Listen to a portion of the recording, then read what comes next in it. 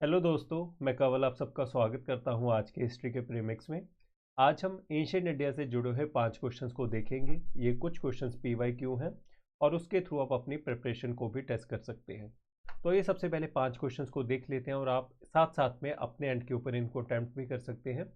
पहले क्वेश्चन की बात करते हैं तो यहाँ पर ये पूछते हैं कि जो बाहर से इन्वेजन्स हुई in the form of Kushanas, Shakas, इन्होंने इंडिया के अंदर आके हिंदुज्म को क्यों नहीं अडॉप्ट किया and rather they adopted Buddhism. तो 4 ऑप्शंस यहाँ पर दिए गए हैं। पहले ऑप्शन में ये कहते हैं that Buddhism was in ascent at that time, कि उस टाइम के ऊपर जो बुद्धिज्म है वो अपने पीक की तरफ जा रहा था, उसने उठना शुरू किया था इस वजह से क्योंकि ये एक नया रिलीजन था तो इन्होंने ये अडॉप्ट कर लिया। सेकंड ऑप्शन में वो कहते हैं that they had renounce the policy of war and violence, कि इन्होंने वॉर की वायलेंस की पॉलिसी को ही छोड़ दिया था और क्योंकि बुद्धिज्म के अंदर नॉन वायलेंस एक इंपॉर्टेंट प्रिंसिपल है तो इस वजह से इन्होंने बुद्धिज्म को अडॉप्ट किया। देन थर्ड ऑप्शन में ये कहते हैं that caste ridden Hinduism did not attract them.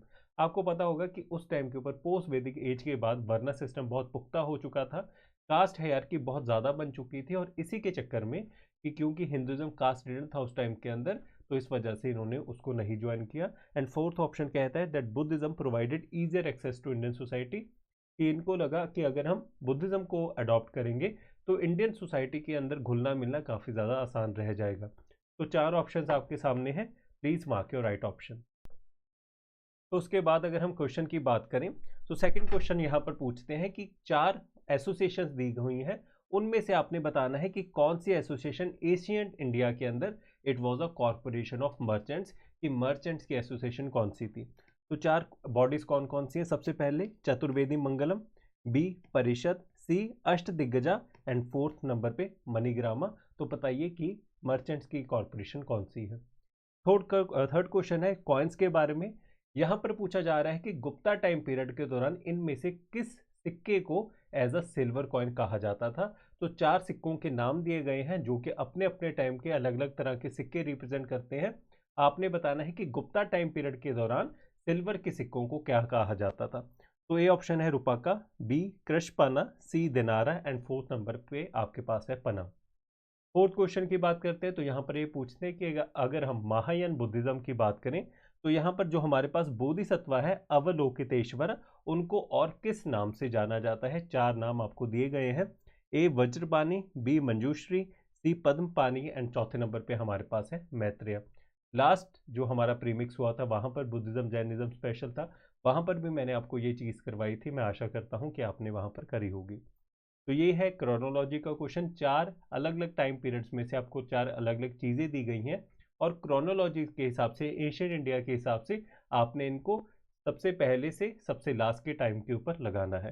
तो 4 चीज़ें कौन कौन सी, सबसे पहले gold coins, punch mark silver coins, then iron flow and fourth number के ऊपर हमारे पास है अर्बन कल्चर। तो 4 चीज़ें आपने बताना है कि कौन से सबसे पहले आई और कौन सी सबसे लास्ट में आई। तो ये आपके 5 क्वेश्चंस हैं, मैं आशा करता हूँ कि आपने अपने एंड के ऊपर इनको अटेम्प्ट कर लिया होगा। तो आइए हम इनके सोल्यूशंस के बारे में बात करते हैं। तो अगर पहले क्वेश्चन की बात करते हैं तो इसका जो सही आंसर है वो है कि caste ridden Hinduism did not attract them. अब देखिए जो सेकंड क्वेश्चन है वो तो ऑब्वियसली गलत है कि वॉर एंड वायलेंस की पॉलिसी तो उन्होंने नहीं छोड़ी, तो ऐसा कोई पॉइंट नहीं बनता कि इस वजह से उन्होंने बुद्धिज्म को अडॉप्ट किया। फोर्थ नंबर की बात करें easier access to Indian society, अगर ईजियर एक्सेस चाहिए इंडियन सोसाइटी का तो उसका सबसे बेहतर मीडियम हो सकता था हिंदुज्म, क्योंकि वही प्रोमिनेंट रिलीजन था। तो ये ऑप्शन भी गलत हो गया। हाँ, फर्स्ट ऑप्शन फिर भी सही है that Buddhism was in ascend eight that time, कि बुद्धिज्म अपनी पीक के तरफ जा रहा था। पर इन दोनों में से जो बेस्ट ऑप्शन बनता है वो सी है कि caste ridden Hinduism did not attract them. तो हो सकता है कि कई बार पेपर के अंदर आपको 2 ऑप्शन दोनों ही सही लगे, पर वहां पर आपने अपना बेस्ट आंसर चूज करके आना है।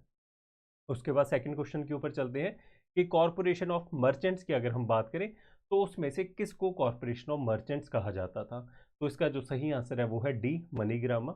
आइए एक बार चारों कॉरपोरेशंस की बात कर लेते हैं। अगर सबसे पहले चतुर्वेदी मंगलम की बात करें तो वो उस जगह को कहा जाता था जहां पर आके लोग विचार करते थे, कौन से लोग, जो कि चारों वेदों में निपुण थे। तो Chaturvedi Mangalam refers to a place people by scholars who were convergent with the 4 Vedas.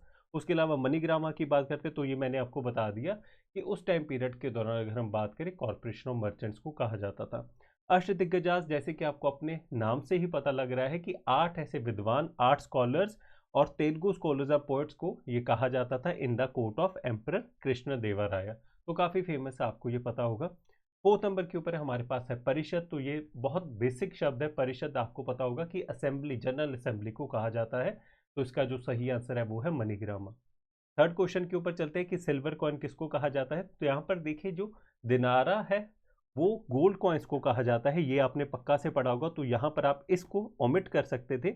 उसके अलावा ये जो तीनों बाकी बचे हुए कॉइन्स हैं ये तीनों सिल्वर कॉइन्स को ही रिप्रेजेंट करते हैं, पर अलग अलग टाइम पीरियड के अंदर।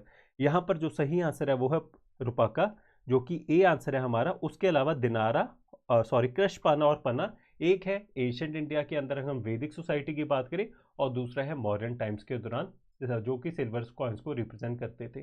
तो इस तरह से क्योंकि अब काफ़ी ज़्यादा इन डिटेल क्वेश्चन पूछे जाने लगे हैं, तो मैं आपसे निवेदन करूंगा कि कॉइन्स के जितने भी इंपॉर्टेंट टॉपिक्स हैं उसको प्लीज़ करके जाइए। मेरी उम्मीद से इस बार कॉइन्स में से क्वेश्चन पूछा जा सकता है।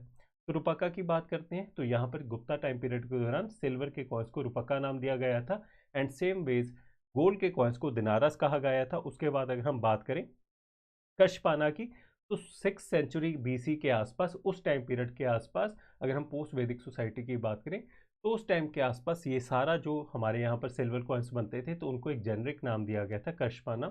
एंड लास्ट में अगर हम पन्ना की बात करें तो मॉडर्न टाइम्स के दौरान जो सिल्वर कॉइन्स बनते हैं उनको पन्ना कहा गया है। तो प्लीज़ इस इंपॉर्टेंट इन्फॉर्मेशन को हमेशा अपने ध्यान में रखिएगा। 4th क्वेश्चन हमारा है अवलोकितेश्वर बोधिसत्वा के बारे में, इनका और क्या नाम दिया गया है। तो उनका जो सही नाम है वो है पद्मपनी। ये जो बोधिसत्वास के बारे में मैंने आपको लास्ट लेक्चर पे भी बताया था कि मैंने अपने बुद्धिज्म के लेक्चर के अंदर इंपॉर्टेंट बोधिसत्वास जो कि 8 इन नंबर है उनको कवर किया हुआ है। प्लीज़ वहाँ पर जाके देखिए, आपका इन रिटर्न यहाँ से बोधिसत्वास के टॉपिक में से कभी भी क्वेश्चन गलत नहीं होगा। तो उसके बाद अगर हम लास्ट क्वेश्चन के ऊपर चलें तो यहाँ पर है कि क्रोनोलॉजी के हिसाब से आपने सही स्टेटमेंट लगानी है। तो यहाँ पर अगर आप देखेंगे कि जो सबसे पहले आएगा वो है अर्बन कल्चर, जो कि आईवीसी के दौरान आएगा। उसके बाद अगर हम मॉडर्न्स के टाइम की बात करें तो यहाँ पर हमारे पास आयरन प्लो आ जाएगा। उसके बाद हमारे पास पंच मार्क सिल्वर कॉइन्स आएंगे, एंड लास्ट में हमारे पास आएंगे गोल्डन कॉइन्स। तो the right answer will be 4, 3, 2 and 1। अगर आप अपने कॉमन सेंस से भी चलें कि गोल्ड कॉइन्स के पहले पंच मार्क सिल्वर कॉइन्स आए होंगे तो उसके हिसाब से हो जाता है। और अर्बन कल्चर क्योंकि सबसे पहली बार आईवीसी में आएगा, तो जो सही आंसर होगा कि वो 1 से स्टार्ट होगा, कि जो सबसे पहले, सबसे लास्ट में 1 आएगा, सबसे पहले 4th नंबर पे आएगा। So the right answer is 4, 3, 2 and 1। तो कमेंट सेक्शन में आपने बताना है कि आपको कितने क्वेश्चन सही हुए, आपके कितने गलत हुए। और अगर किसी पर्टिकुलर टॉपिक में से आप चाहते हैं कि अगली बार का प्रेमिक्स उस पर्टिकुलर टॉपिक में से हो, जैसे कि गुप्ता एज, मौर्य एज, या फिर बुद्धिज़्म, जैनिज़्म जो अभी हम कवर कर चुके हैं, तो मैं बहुत अच्छे दिल से, बहुत खुश होकर उसको कवर करने की कोशिश करूँगा। आप कमेंट सेक्शन में उसको लिख सकते हैं। तो मैं आशा करता हूँ आपका आज का प्रीमिक्स आपको सही लगा होगा। 5 के 5 क्वेश्चंस आपको समझ में आ गए होंगे। इनके जो इन डिटेल सॉल्यूशंस हैं वो आपको पीडीएफ में मिल जाएंगे, उसको आप डाउनलोड कर सकते हैं। तो this was all from my side. Thank you so very much.